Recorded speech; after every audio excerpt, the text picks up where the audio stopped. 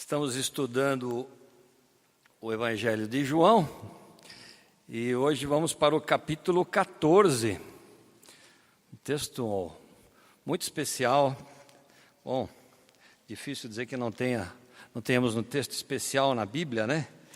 Mas para mim esse texto é muito especial, me faz lembrar muito a minha adolescência. Eu lia muito esse texto e esses tempos que eu estive refletindo sobre esse texto aí de João 14, de 1 a 14, eu li muitas vezes, ouvi muitas vezes, e li muitas vezes, e ouvi muitas vezes, e fui chegando à conclusão de que acho que eu tenho que parar de ler a Bíblia, porque eu estou tão longe do conhecimento de Deus, da intimidade com Deus, do relacionamento com Ele, que digo, caramba, quanto falta ainda para realmente viver a fé cristã, viver conectado com Jesus de verdade, né?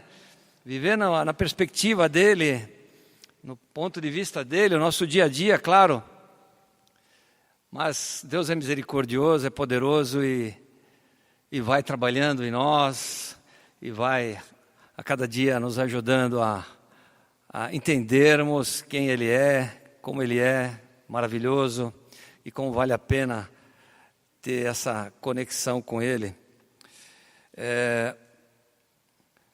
O texto recebeu esse nome aí através do Laudir, a cura para o coração atribulado, porque ele começa, o Laudir tira uns nomes assim, né? Mas eu acho que ele casa bem, principalmente com o começo do nosso texto, né? Vamos lá para o texto. Eu estou aqui com o controle, me perdoe. Caramba, deixa eu ligar aqui o botão verde. Isso, deixa eu ver se está funcionando. Para trás, para frente, não funciona. Vou deixar para você, viu? Não se perturbe o coração de vocês. Creiam em Deus, creiam também em mim. Na casa de meu pai há muitos aposentos. Se não fosse assim, eu lhes teria dito, vou preparar-lhes lugar. E se eu for e lhes preparar lugar, voltarei e os levarei para mim, para que vocês estejam onde eu estiver. Vocês conhecem o caminho para onde vou. Você muda aí ou eu mudo? Disse-lhe Tomé, Senhor, não sabemos para onde vais, como então podemos saber o caminho? Respondeu Jesus. Vocês sabem até decorar esse versículo, todo mundo aqui sabe, né? Eu sou ninguém. Se vocês realmente me conhecessem, conheceriam também o meu Pai. Já agora vocês o conhecem e o têm visto. Aí entra o Filipe. Disse Filipe, Senhor, mostra-nos o Pai, e isso nos basta. Jesus respondeu, você não me conhece, Filipe, mesmo depois de eu ter estado com vocês durante tanto tempo? Quem me vê a mim, vê o Pai. Como você pode dizer, mostra-nos o Pai? Você não crê que eu estou no Pai e que o Pai está em mim? As palavras que eu lhes digo não são apenas minhas. Pelo contrário, o Pai que vive em mim está realizando a sua obra. Creiam em mim quando digo que estou no Pai e que o Pai está em mim. Ou pelo menos creiam por causa das mesmas obras. Digo-lhes a verdade. Aquele que crê em mim fará também as obras que tenho realizado. Fará coisas ainda maiores do que estas, porque eu estou indo para o Pai.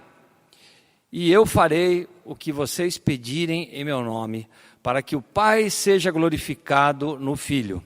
O que vocês pedirem em meu nome, eu farei. Eu sempre que li esse texto,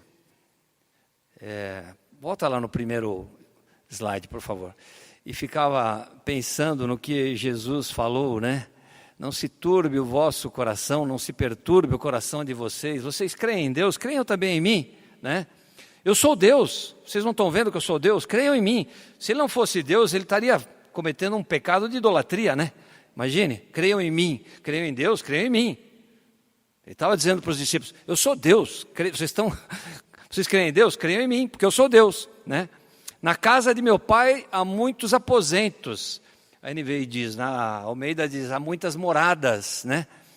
E eu sempre na minha cabeça fiquei imaginando então um lugar geográfico, um lugar físico muito legal, né? Durante muito tempo eu ficava imaginando assim que a gente podia andar pela rua sem perigo de ser assaltado, sem perigo de ser atropelado também por um maluco que viesse, não haveria nenhum risco, não haveriam doenças, então a gente poderia de repente parar ali, sei lá, na casa de um amigo, de um irmão, e bater na porta assim, sem avisar por telefone, e dizer, como é, tem café hoje aí? Cara, vim tomar um café contigo aí, vamos passar um cafezinho, né? E você podia entrar livremente, então, com o seu amigo e tomar um café, bater um papo gostoso, né? Ou, quando as meninas eram pequenas, eu falava para elas que o céu era maravilhoso. E que o céu devia ser assim, como uma Disney incrível, né? Um parque maravilhoso, onde você tinha brinquedos imperdíveis, né? Muito divertidos, né? Um lugar que a gente quer ir, fantástico, super bom, né? Eu me lembro que quando frequentava a primeira igreja, a primeira igreja bautista de Madrid, quando estudava lá em 1983, eu sempre saía a pé para o meu ponto de ônibus e andava com alguns adolescentes, com alguns jovens, e tinha um que ia comigo até o ponto, porque ele seguia para frente, e um dia ele falou para mim, sabe, eu não quero ir para o céu. Eu falei, cara, e por que você não quer ir para o céu? Porque deve ser um lugar muito chato. Eu falei, mas qual é a ideia que você tem no céu, cara? E ele gostava de jogar futebol, né? Eu falei, eu acho que o céu deve ser aquela igreja, assim, aquele culto, com aquele pastor engravatado e aquele coral atrás, e daí todo mundo levanta e senta, e muito chato, eu não quero ir para o céu, eu não quero ir para o céu. Eu falei, cara, mas acho que a tua ideia de céu deve estar meio errada, porque o céu é um lugar super legal, bicho, é um lugar que a gente quer ir, nem olhos viram, nem ouvidos ouviram, nem jamais penetrou em coração humano o que Deus tem preparado para aqueles que o amam. E o céu eu acho que está dentro dessa linha, deve ser um lugar maravilhoso, a gente não pode perder o céu. Lá a gente vai jogar bola com São Pedro, Moisés vai ser o goleiro e o Paulo vai ser o juiz. Ah, você está brincando comigo, você acha que vai ter que futebol lá? Mas claro, bicho, se não tiver uma bolinha para a gente bater lá, imagine, vai ser um lugar maravilhoso. Pô, caramba, sabe que eu vou repensar, acho que eu vou querer ir para o céu sim, se tem futebol eu vou. Mas eu tinha esse conceito, quando o texto fala assim, eu vou preparar-vos lugar, né? Eu tinha essa ideia de que, bom, então é um lugar físico, um lugar assim todo organizadinho, hoje eu imagino que deve ter muitos campos de golfe maravilhosos, né? Um mais bonito que o outro, né?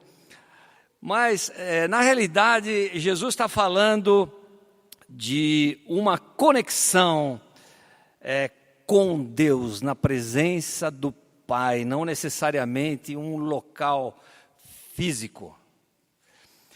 E ele fala isso para nós, não porque quando ele foi para lá, quando ele foi crucificado e morreu, ele não entrou no ramo de construção civil. Falou, agora eu vou para lá, vou preparar lugar, então vou construir para vocês umas casas e uns lugares. Não, não é isso. Ele não entrou no ramo de construção civil. Ele estava cumprindo a missão que Deus deu para ele, que ele se submeteu a morrer na cruz pelos nossos pecados e ressuscitar. Com isso ele está abrindo a porta do céu, ele está abrindo o acesso a Deus, está abrindo a entrada para nós irmos à casa do Pai, à presença de Deus. E estarmos com Ele, porque o céu só pode ser maravilhoso, não porque tem uma Disney incrível, ou porque tem futebol, ou porque tem casas e não tem ladrões, né? Ou porque, sei lá, não é o lugar que é maravilhoso, é a presença de Deus lá, Só é maravilhoso porque tem a presença do Pai, na casa do Pai. E Ele abriu esse acesso através do sacrifício dele na cruz, morrendo por nós, pagando o preço, ressuscitando, vencendo a morte. É esse acesso que Ele foi preparar, morrendo naquela cruz. Ele abriu para nós as portas da casa do Pai. E eu não sei como é que vocês vivem o dia a dia de vocês, se vocês por acaso têm algum tipo de problema de ansiedade, se existem algumas coisas que deixam vocês preocupados, ansiosos e perplexos. Alguma coisa deve ter, né? Os discípulos estavam naquele momento ali com Jesus, passando um momento de perplexidade. Eles estavam no cenáculo, eles tinham participado da Santa Ceia. Jesus tinha feito o lava-pés, tinha ensinado eles a servirem. Jesus já tinha dito que ele ia ser traído por um dos 12. Jesus sabia que Pedro iria negá-lo, quando Pedro, lá no capítulo anterior, diz que não, mas Jesus já dava aviso: Pedro, você vai pisar na bola, cara. E eles estavam angustiados, eles estavam aflitos, eles não sabiam exatamente o que ia acontecer. Jesus ia ser morto. Eles tinham a esperança de que Jesus, o Messias, fosse libertá-los do jugo, da escravidão dos romanos. E agora ele estava falando em morrer, de se entregar e de que ia para um lugar. E ele fala: mas vocês sabem o caminho, vocês sabem o caminho. E o Tomé diz: mas Senhor, a gente não sabe nem para onde o Senhor vai, como é que não vamos saber o caminho, né? E Jesus disse: eu sou o caminho, eu sou a verdade, eu sou a vida. Vocês não estão enxergando, vocês não enxergam isso? E parece que os discípulos realmente não enxergavam isso, eles viviam naquela aflição, concentrados naquele momento, naquele período da vida deles. Aliás, nesta vida terrena. Imagine você que essa corda aqui, que vai lá para trás, tá? Imagine que ela dê a volta em toda a igreja, passe lá pela Vila Torres, vá até São Paulo, vá até o Nordeste, depois passe por cima do Oceano Atlântico pela Europa, até a Tailândia, e depois de alguma maneira ela subisse e fosse até a Lua, e depois subisse e fosse até Júpiter, e subisse e fosse infinita, eterna. Imagine que isso fosse uma corda infinita. Faz de conta que isso é uma corda infinita, tá bom? Ok? Isso é uma corda infinita, eterna, ok? Se essa corda infinita, eterna, representasse a nossa vida eterna com o Senhor lá na casa do Pai, esta vida que nós estamos vivendo aqui, em torno de 50, 60, 80 anos, 90 anos, não sei, representaria em relação a essa corda, a esse infinito, só esse pedacinho. Só esse pedacinho aqui. E a gente morre de dor de cabeça por causa desse pedacinho. A nossa perspectiva fica concentrada num pedaço dessa. E parece que tudo acontece aqui. Nosso foco está todo aqui, concentrado nisso. E às vezes, olha, amarrados, nós estamos amarrados, sabe, a preocupações, a dinheiro, a doença, a relacionamento quebrado, a problemas financeiros, sei lá, preocupações que nos perturbam. E os discípulos estavam assim, perturbados. Eles não conseguiam enxergar. Eles não conseguiam enxergar que existia com Jesus uma nova perspectiva. Uma perspectiva escatológica, eterna. Que a vida não é só isso aqui. Que isso é só um pedacinho de nada. E a gente se mata por causa disso aqui. E Jesus está nos prometendo a vida eterna na casa do Pai. E nós vivemos aqui, amarrado nisso, preocupado nisso. Os discípulos estavam preocupados, mas e agora? Se ele morrer, quem que vai nos libertar dos romanos? Como é que vai ficar a nossa situação? Eu larguei lá o meu emprego de pescador, agora não tenho nem para pescar. Com quem que vai pagar minhas contas, né? e o meu relacionamento com a minha mulher, e com o meu marido, e com os meus filhos, e a doença da minha sogra, e o meu dinheiro no banco, e tudo aqui, concentrado nesse pedacinho. Não conseguia perceber o que Jesus estava fazendo na vida deles. Não conseguiam perceber. E às vezes eu fico até meio chateado com os discípulos. Eu digo, mas vou usar um termo aqui que a Martina usava quando era adolescente lá com as minhas filhas. Parece que são toscos. Né? Tem umas atitudes podres. Cadê a Martina? A Martina não está aí hoje? Olha lá. Mas os discípulos assim que eram toscos, não enxergavam, não percebiam que a vida não era só aquele dia a dia ali, sabe? Perdiam a cor da alegria, perdiam o brilho da vida. Jesus é a vida, Ele veio para nos dar vida, e vida em abundância. E a gente vive concentrado e preocupado e ansioso e nervoso e fica doente porque a crise econômica, porque a crise política e esses corruptos, e a gente se concentra e fica amargurado porque os caras não param de roubar, porque estamos na mão de bandido e estamos sempre concentrados aqui. Mas gente, Jesus é o caminho, é a verdade, é a vida, é nele que nós temos que concentrar, não é aqui. Aqui é só um pedaço, só um pedacinho de nada, não representa nada. Nós precisamos ouvir o que o Espírito Santo quer falar. Você tem ouvido o que o Espírito Santo, através da palavra dele, está querendo falar no seu coração, na sua alma? O ano passado eu estive visitando com a Mari um museu da música. Museu da Música, fantástico, lá em Phoenix. E vi uma frase, tem mais de 10 mil instrumentos musicais incríveis, há cada coisa lá que eu nunca imaginei. Mas eu vi uma frase que eu gravei, achei fantástica, diz assim, dizia, a música é a linguagem da alma. E eu fiquei pensando nisso, né? Não acho que é a linguagem de Deus, mas acho que é uma das linguagens de Deus. Quando a gente canta essas músicas de louvor, de alguma maneira Deus fala com a gente também, nos comunica.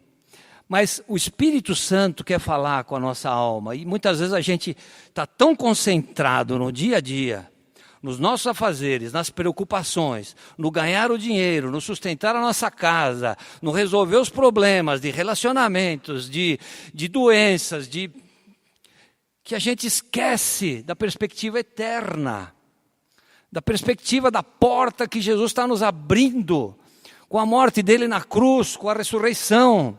E a gente vive só, que nem galinha, aqui concentrado, aqui ciscando. E Deus quer que a gente seja como águias, enxergue a vida eterna, enxergue o caminho, a verdade e a vida, que é Ele. Eu vim para que tenham vida e tenham com abundância, João 10:10. Vida com abundância. E o cotidiano, as responsabilidades, o estresse, as preocupações, tem de alguma maneira, tentado tirar do nosso coração, da nossa alma, a alegria de viver em comunhão com o Senhor, sabendo que nós ganhamos de graça a vida eterna na casa do Pai. Na casa do Pai. Eu queria passar uma ilustração, um pequeno vídeo, só para tentar ilustrar um pouquinho aí a nossa... Se puder apagar isso, obrigado.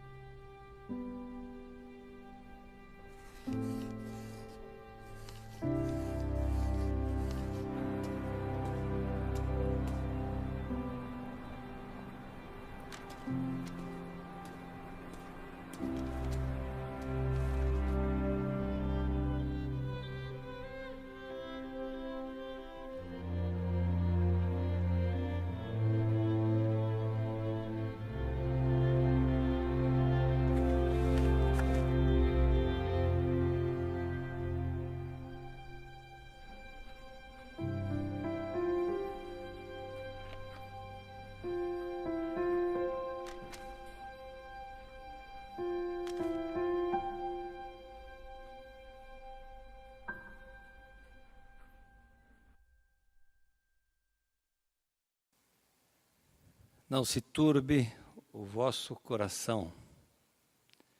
Vocês creem em Deus? Creiam também em mim. Na casa do meu Pai há muitas moradas. Você tem andado perturbado com alguma coisa nesta vida? Tem alguma coisa que tem te deixado ansioso, ansiosa, perplexo, perplexa, preocupado, desanimado, desanimada? Doenças, sofrimentos, problemas financeiros, crises de relacionamentos, injustiças, corrupção que assola esse país, violência, bandidagem, roubo, frustrações. Tem alguma coisa que tem deixado você perturbado, perturbada? Jesus aqui está dizendo para os discípulos, mas está dizendo para nós também. Não se perturbe o seu coração. Creia em Deus, creia também em mim. Na casa do meu Pai tem muito lugar. Tem lugar para você. E eu vou preparar o lugar. Eu estou aqui para isso. Eu vim aqui pagar o preço e morrer naquela cruz, pagar os seus pecados, para você poder entrar na casa do Pai e ter a vida eterna com Ele lá. Vida eterna. Não fica preocupado só com isso. Não fica concentrado só aqui. Olha longe. Não fique perturbado, perturbada. Ele está cuidando de tudo, especialmente da tua eternidade. O que é pior do que a morte? Você vai morrer, eu vou morrer, vai acabar isso aqui. E daí você lutou tanto por aquele problema e ficou aí o problema. Ou resolveu, não sei. Mas é vida eterna. A perspectiva é eterna, é escatológica. Deus veio trazer uma nova visão para nós. Jesus veio nos abrir a porta da eternidade. Nós não temos que ficar perturbado com essa vida. Claro que ela nos perturba muitas vezes. Jesus também ficou perturbado. Ele mesmo fica perturbado. Se a gente olhar lá no versículo 21, capítulo 13, depois de dizer isso, Jesus perturbou-se em espírito e declarou: digo-lhes que certamente um de vocês me trairá. Muitas coisas nos perturbam. Isso porque perturbam mesmo. Mas nós não temos que viver perturbado, ansioso, constantemente preocupado, carregando esse peso, sabe, da responsabilidade do dia a dia, do cotidiano, do trabalho, de ter que ganhar dinheiro, de ter que suprir as necessidades, de ter que resolver tudo, e de carregar esse peso, e ir perdendo a alegria que as crianças têm, né, como mostra no filme aí, essa alegria. Jesus fala que as crianças, que venham a mim os pequeninos, né, a Madre Teresa de Calcutá dizia que as crianças são os nossos mestres, né, parece que elas têm mais sensibilidade para as coisas de Deus, né. Não estão tão preocupadas aí com a inflação, com a corrupção. Elas estão mais ligadas na vida, né? Nós temos que aprender com elas. Mas a gente vai perdendo, corre o risco de perder essa alegria, de viver perturbado. Não se turbe o vosso coração, não se perturbe. Creiam em Deus, creiam também em mim. Na casa do meu Pai tem muito lugar, tem muitas moradas. Eu vou preparar um lugar para vocês, e vocês vão poder vir e ficar na casa do Pai. Não tem lugar melhor. Você está indo para lá, meu. A coisa vai melhorar. Viu, Siqueira? Só vai melhorar. Só vai melhorar. Por enquanto aqui estamos vivendo nesse mundo. Jesus falou, no mundo tereis aflições. Não é? Ele falou, tereis aflições. Mas tem de bom ânimo. Eu venci o mundo. Eu venci o mundo. Eu venci o mundo, ele venceu. Então alegria, entusiasmo, fé nele. Creiam em Deus, creiam também em mim. Agora, corremos o risco de nos conectarmos demais a esta vida, a este dia a dia, a este cotidiano, e não nos desapegarmos, anda para o próximo slide, por favor, não nos desapegarmos aos tesouros que esta vida nos oferece, que este mundo nos oferece, aos prazeres, ao status, às realizações, ao que o dinheiro pode proporcionar. A gente corre o risco de se apegar a um estilo de vida e achar que isso é o que é o importante. Isso aqui que é o importante. Como que as pessoas estão me avaliando? O que elas pensam de mim, afinal? Né? A gente corre o risco de se apegar. O mundo é atrativo. O marketing é criado em cima de necessidades. Aliás, eles criam necessidades. Se você não tiver tal carro, se você não tiver tal produto, você não vai ser feliz. Agora, se você tiver esse produto, então aí sim você vai ser feliz. Né? E a gente pode ser seduzido por isso. Seduzido pelos tesouros que o mundo oferece. Nós temos que nos desapegar, sabe? É soltar mesmo essas amarras, largar tudo isso aqui, deixar, sabe, entregar tudo aí para Deus, sabe? Nós não precisamos disso para viver. Nós não precisamos de tanto dinheiro, nós não precisamos de tanto status, de tanto poder, de tanto, sabe? É bobagem isso aqui, joga fora. Nós estamos com Deus, nós estamos conectados com Deus, porque Jesus pagou o preço por nós. E nós temos uma vida eterna com Ele, lá na casa do Pai. Esse pedaço aqui é passageiro, é temporário, não representa nada. É pouco.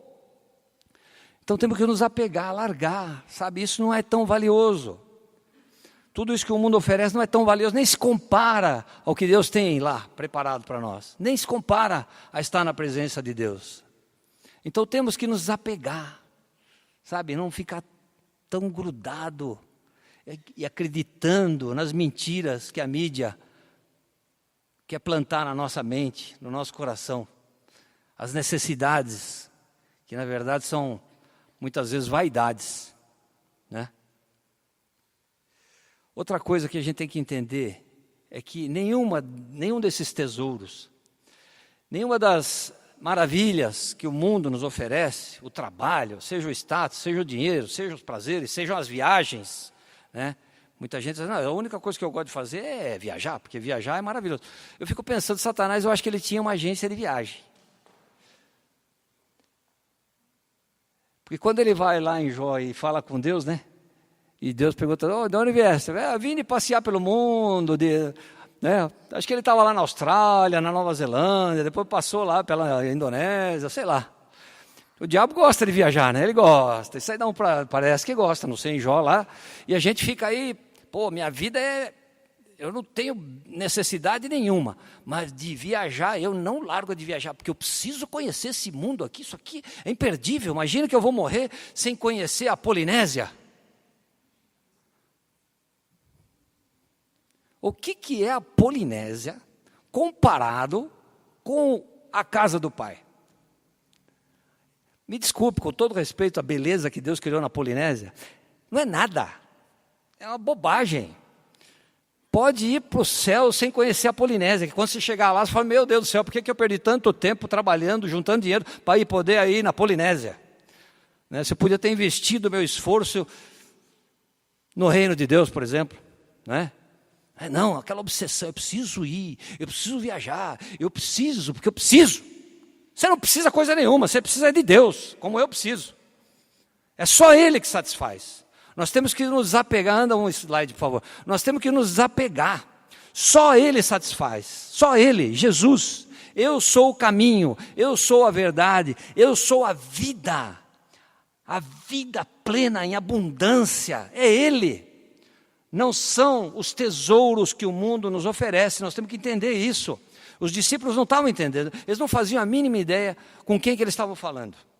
Outro dia eu estava lendo o texto lá da tempestade no mar da Galileia, né? Que os pescadores ficam super preocupados, achavam que iam morrer. Mateus capítulo 8, se não me engano. 8 ou 9, por ali. A tempestade. E Jesus dormindo no barco. E eles ficam apavorados, acordam Jesus, né? Jesus, nós vamos morrer, você vai deixar a gente morrer. Os caras eram pescadores, eram experientes. Eles não tinham a mínima ideia quem é que estava naquele barco? Não tinham.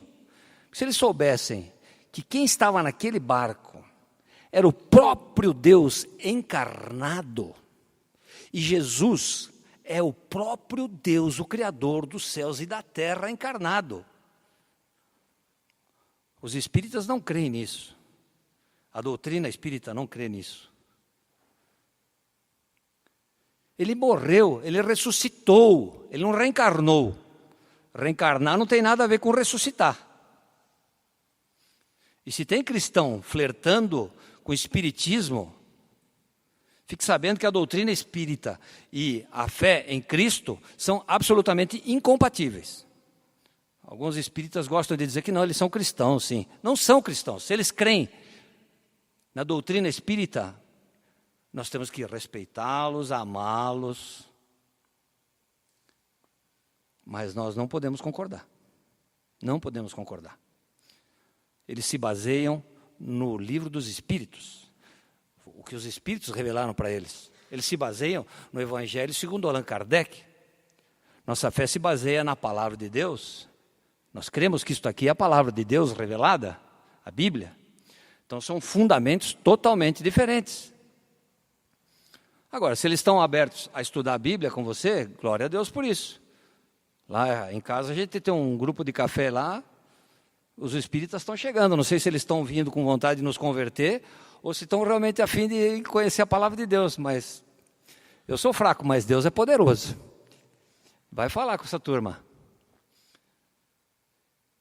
Então, o único que satisfaz o mais profundo da nossa alma não é um namorado, viu meninas? Cadê as mais novinhas aí? Não vai ser um namorado, não vai ser uma namorada. Esqueça. Se você acha que se você encontrar o teu amor, a tua paixão, aí a tua alma vai estar completa, é melhor você repensar, porque relacionamentos são penosos, relacionamentos são maravilhosos, mas não é o que vai satisfazer. Não é aquele trabalho que você sempre imaginou ter, não é aquela renda que você sempre imaginou ter, não é aquele carro que você, aquela casa, aquela viagem, não é isso que vai satisfazer e realmente dar significado à sua vida. É só Jesus, é só a sua conexão íntima com Ele. É Ele que satisfaz, Ele é o caminho, Ele é a verdade, Ele é a vida, que nos dá vida em abundância. Você pode ter tudo isso daí, o carro, a esposa mais linda do mundo, o marido mais fantástico do mundo, pode ter o dinheiro que você quiser, você pode ter o emprego que você quiser, você pode... Se você não tiver Jesus, aquele buraco vai continuar. Vai continuar. Você vai procurar e preencher, nunca vai preencher, porque o buraco é do tamanho de Deus, não é isso? Então é só Ele que satisfaz. Nós temos que saber com quem que nós estamos nos relacionando. Os discípulos não sabiam. Eles não tinham a mínima ideia que o próprio Deus encarnado estava naquele barco. Que foi o próprio Deus que estava ali, que criou aquele mar, que criou os céus, que criou o universo, que criou as constelações. E que quando acorda, sossegou tudo. E foi isso que eles falam, mas quem que é esse? Quem que é esse que até os ventos e o mar lhe obedecem? Eles não sabiam. Eles eram toscos, né, Martim? A gente chama eles de toscos porque a gente também conhece a história do fim para o começo, né? Se a gente estivesse lá, talvez a gente fosse tosco também, né? Agora que a gente sabe realmente quem foi Jesus, mas eles não sabiam, eles não tinham a mínima ideia. Depois eles descobriram isso, né? Depois caiu a ficha. O próprio Filipe, que diz assim, Senhor, Filipe, mostra-nos o Pai. E Jesus diz, mas Filipe, depois de todo esse tempo, você não está vendo? Eu e o Pai somos um. Eu e o Pai somos um, João 10, 30, né? Quem vê a mim, vê o Pai. Quem vê a mim, vê o Pai, Filipe. Você não está vendo? E vocês farão obras, e obras, se você não crê que eu sou Deus, olha as minhas palavras. Essas palavras não são minhas, são de Deus. Se você não, olhe, creia pelo menos nas obras que eu tenho feito. Você acha que um ser humano normal é capaz de fazer essas obras? de ressuscitar um morto depois do quarto dia, de acalmar a tempestade no mar, de curar leprosos, de expulsar demônios,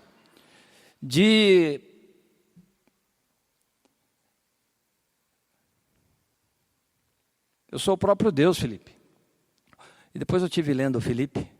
Felipe entendeu e foi um instrumento maravilhoso nas mãos de Deus. Foi usado lá para que o etíope conhecesse e entendesse o Evangelho, né? Foi usado por Deus para fazer milagres incríveis. Porque Deus tem uma missão para nós. Quando ele fala aqui, creiamos nas suas obras, capítulo 14, versículo 10. Você não crê que eu estou no Pai, que o Pai está em mim? As palavras que eu lhes digo não são apenas minhas, ao contrário, o Pai que vive em mim está realizando a sua obra. Creiam em mim quando eu digo que estou no Pai e que o Pai está em mim, ou pelo menos creiam por causa das mesmas obras. Digo-lhes a verdade, aquele que crê em mim fará também as obras que eu tenho realizado. Fará coisas ainda maiores do que estas, porque eu estou indo para o Pai. Digo-lhes a verdade, repito, aquele que crê em mim fará também as obras que eu tenho realizado. Fará coisas ainda maiores do que estas, porque eu estou indo para o Pai. Esse tempo que Deus está nos mantendo aqui, esse pequenino pedaço de tempo, que não significa quase nada em relação à eternidade, é para ser usado para fazer as obras do Pai. Não é para ficar correndo atrás de viagem, de dinheiro, de trabalho, de status, de carro, de casa, de felicidade. Sabe, a obsessão pela felicidade tem tornado as pessoas egoístas. O importante é ser feliz, eu preciso ser feliz, porque isso que é o mais importante na vida. E o ego está no centro, né? Ele que é o Deus. Quem que é o Deus da tua vida? Esse tempinho que nós temos aqui nessa vida é para fazer as obras do Pai. Milagres também, se Deus quiser fazer milagres, Ele pode operar milagres. Ore, se Deus quiser te ouvir, Ele vai curar alguém, lógico, mas é Ele que faz, hein? Não é você o milagreiro, não. Até se Ele quiser ressuscitar um morto, Ele pode ressuscitar um morto. Mas Ele também quer que você trate bem a sua esposa, seu vizinho. Ele quer que você seja um bom testemunho lá no seu trabalho, que você viva aquilo que você prega, que você seja coerente com a sua fé, que você transmita o Evangelho através das tuas palavras e das tuas atitudes, da tua vida, porque o Senhor quer que muitos o conheçam. Hoje a gente estava estudando Apocalipse lá com o Dimas, né? E tem muita gente que ainda não conhece e que precisa morrer por Jesus. Lá foram abertos os selos, eu estava com vontade de sair correndo daquela sala lá. Ficava abrindo o selo e eram uns... A vida com Deus é... Se você quer viver com Deus, quer ser um cristão de verdade, então, gente, é compromisso. É entender quem Ele é. É entender quem Ele é. E é se agarrar nele. Fala, Senhor, enquanto eu estou aqui, nessa vida, eu vou viver para Te servir. Seja lá na minha empresa, seja lá na faculdade, seja lá na minha casa, onde o Senhor me colocar, eu vou Te servir, porque eu estou aqui para fazer as Tuas obras. Essa é a nossa missão, fazer as obras do Pai, enquanto nós estamos aqui. Depois nós vamos estar lá na casa do Pai. Mas por enquanto, gente, a nossa missão como igreja é proclamar as boas novas, é servir ao necessitado, ao pobre, é visitar o doente, é ser usado como um instrumento de bênção de Deus, para abençoar esse planeta. Ou você está muito preocupado, muito perturbado, muito perturbada? O que é que tem te perturbado? O que é que tem te deixado ansioso, ansiosa? Será que a tua perspectiva está concentrada só nesse pedacinho aqui? Você está entendendo o que Jesus está nos falando hoje? Não se perturbe. Não se perturbe o teu coração. Você crê em Deus, creia também em mim. Na casa do meu pai tem muito lugar. Tem lugar para você, vamos lá. Vamos lá, eu sou o próprio Deus, estou te falando, eu sou o Deus. Crê em mim. Eu vim aqui para abrir essa porta. É um lugar maravilhoso, é incrível, a presença do Pai. É difícil a gente visualizar, às vezes fica muito numa linguagem muito etérea, assim, não é? Mas a presença de Deus, realmente na nossa vida, faz toda a diferença. Toda a diferença. Eu estava falando com a Mari essa semana, falei, Mari, eu não sei porquê, mas parece que tem algumas pessoas que conectaram assim com Deus, que vivem, que entenderam essa, e que estão entendendo. Porque tem crente que parece que fica brincando de igreja, né? Fica brincando de igreja, o negócio é ir na igreja e acha que ou senão não gosta de igreja e daí fica brincando de igreja em casa, né? Não, eu vou montar um grupo de estudo, porque daí, então aí é a nossa conexão com o Pai, essa ligação com Ele que faz a diferença. Você tem vivido perturbada, ansioso, ansiosa com alguma coisa na sua vida? Tem alguma coisa que está tirando o teu sono, a tua tranquilidade, a tua paz? Será que você está vivendo na perspectiva do caminho, da verdade e da vida eterna? Ou você está concentrado só nesse pedacinho?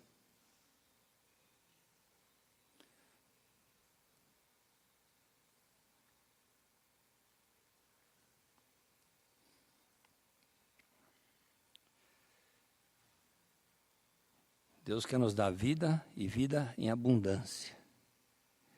E quer que a gente viva na paz. Aí no mesmo capítulo, no versículo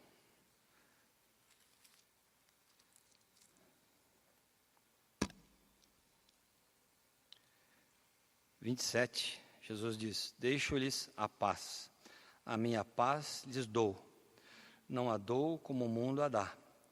Não se perturbe o seu coração, nem tenham medo. Vocês creem em Deus, creiam também em mim.